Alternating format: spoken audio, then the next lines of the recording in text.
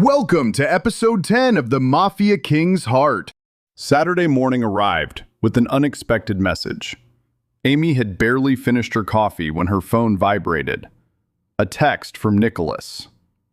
"Are you busy today?" Amy smiled immediately, which was becoming embarrassingly predictable. She typed back, "That depends." 3 dots appeared. Then, "On?" Whether this is another excuse to ask for my opinion? The reply came almost instantly. Maybe. Amy laughed. Some things never changed. "What do you need my opinion on now?" A pause, then, "A charity event."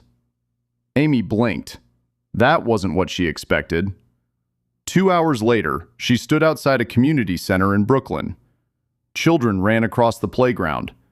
Volunteers carried boxes of supplies. Families gathered nearby. The atmosphere felt warm, welcoming, nothing like the glamorous world usually associated with Nicholas King. A black SUV pulled into the parking lot.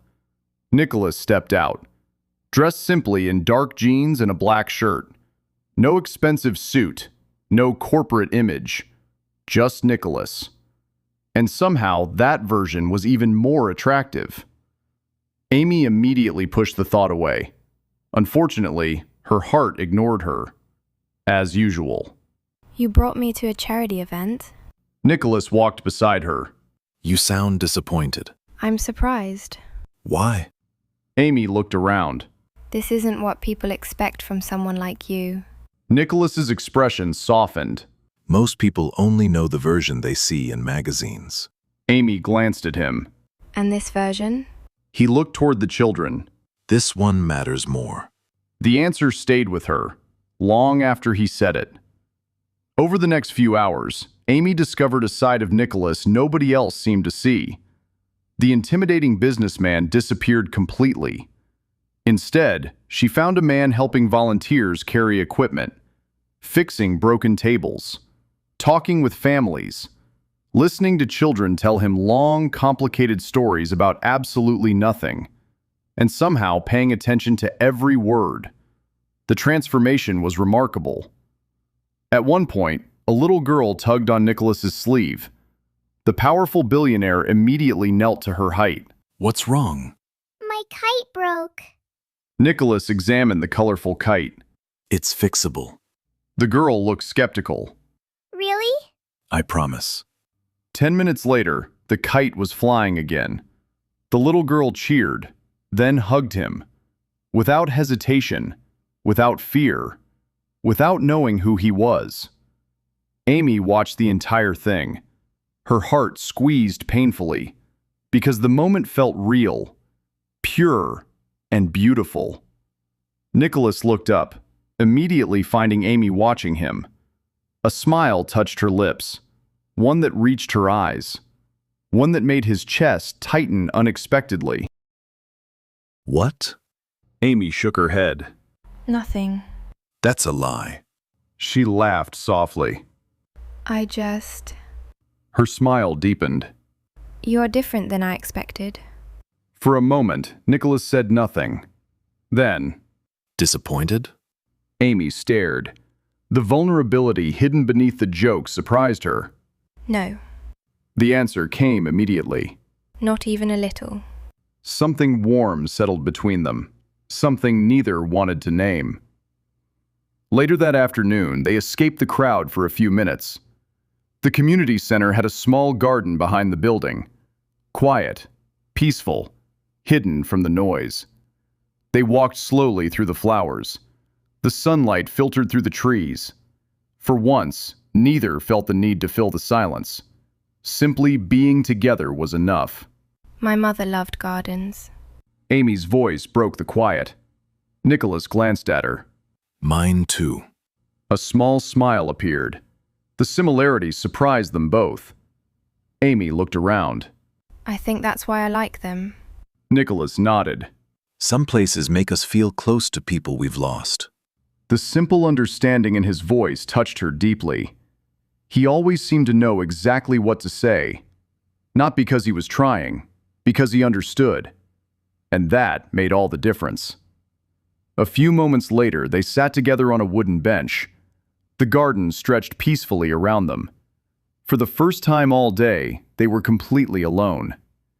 Amy looked down at her hands, then smiled. You know something? What?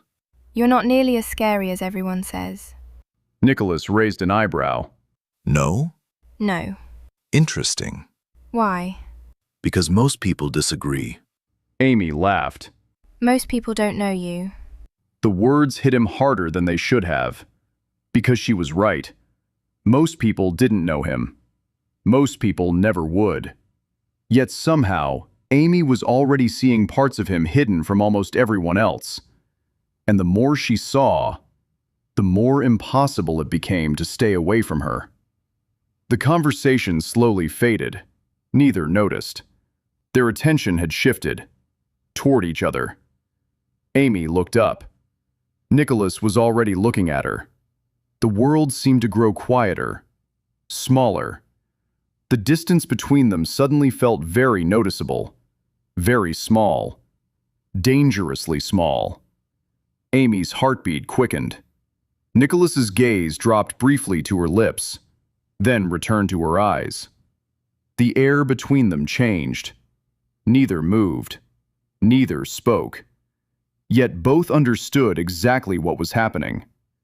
The attraction they had been ignoring for weeks was finally impossible to deny. Amy's breath caught. Nicholas slowly leaned closer.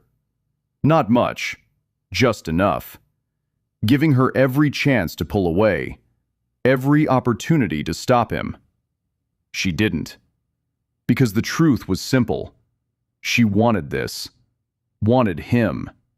Far more than she should. Their faces moved closer. The rest of the world disappeared. No business, no responsibilities, no fears. Just Nicholas and Amy. A single moment, a single heartbeat away from changing everything. Then Nicholas's phone rang. Both froze.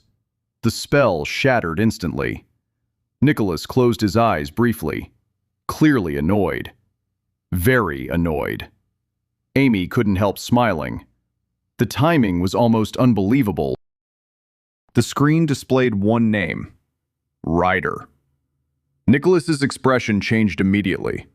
The warmth vanished, replaced by something colder, something darker. Amy noticed, and suddenly felt uneasy. Everything okay? Nicholas stared at the phone. No, everything was definitely not okay. Because Ryder never interrupted unless it was important. Very important.